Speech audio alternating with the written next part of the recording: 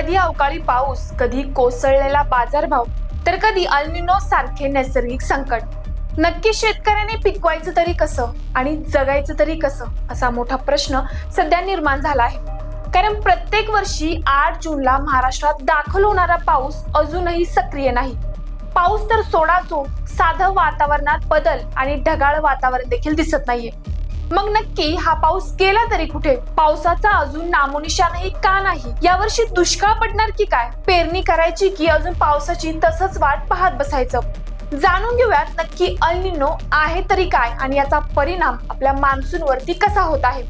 नमस्कार शेतकरी बंधूंनो, पालवी अॅग्रिको मधून मी कृषी तज्ञ मोनिका रोडे आजच्या महत्त्वपूर्ण व्हिडिओमध्ये आपल्या सर्वांचं मनापासून स्वागत करते.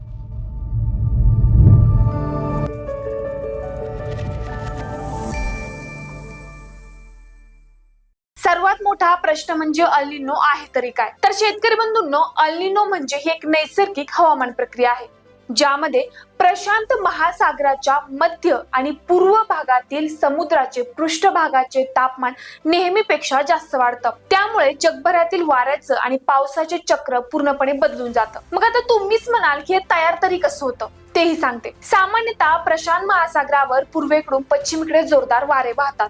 हे वारे कमकुवत झाल्यास उबदार पाणी पूर्वेकडे सरकतं.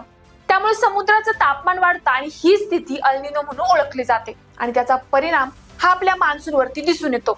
या परिस्थितीमुळे नैऋत्य मान्सून कमकुवत होण्याची शक्यता वाढते. पावसाचे प्रमाण सरासरीपेक्षा कमी राहतं.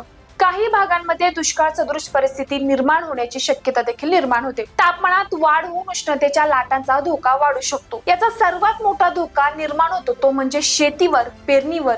पेरणी लांबल्यामुळे पुढे त्याचा परिणाम उत्पन्नावर होतो. त्यामुळे यावर्षी अल निनोच्या वाढत्या प्रभावामुळे पाऊस लांबणीवर जात आहे. परंतु या परिस्थितीत बदल घडल्यास हवामानात नक्कीच बदल दिसू शकतो. त्यामुळे शेतकऱ्यांनी देखील सध्या लगेच पेरणीची घाई करू नये, अन्यथा दुबार पेरणीची नक्कीच गरज पडू शकते आणि हातात मात्र उत्पन्न नाही तर दुप्पट खर्चाचं ओझं मात्र नक्कीच वाढेल. परंतु हवामान विभागाच्या अंदाजानुसार 20 जून ते 5 जुलै या दरम्यान महाराष्ट्रात मान्सून सक्रिय होऊ शकतो असा अंदाज व्यक्त केला जात आहे. तर शेतकरी बंधूंनो, अशाच महत्त्वाच्या अपडेटसाठी आपल्या हक्काच्या पालवी अॅग्रिको चॅनलला सबस्क्राईब करायला विसरू नका. धन्यवाद.